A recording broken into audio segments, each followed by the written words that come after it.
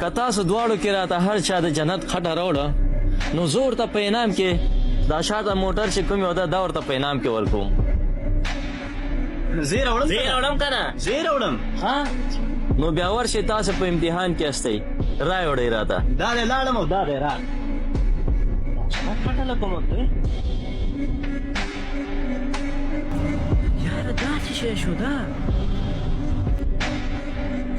موږ دته دا د جنت خټه لکومه کو د مسجد ښار هم خو د جنت خټه نه ده او قبرو کې هم خو د جنت خټه نشته نو زه چېرته ورپسې لاړ شم او موټر هم د لاسه ځي یاره.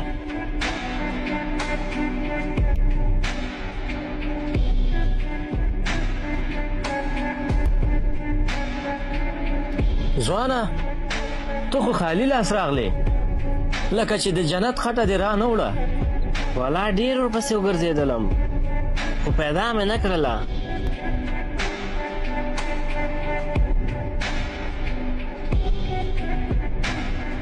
دا واخله مشره د جنت خټه.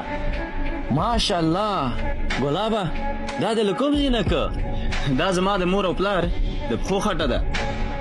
هغه ځکه چې ما اورېدلي چې جنت د مور او پلار د پښو لاندې وي. زه اوس پوه شلم چې جنت د مور او پلار د پښو لاندې وي. باید خپل د مور او پلار قدر وکړو. بېشک ځوانه تا جایزه وګټ.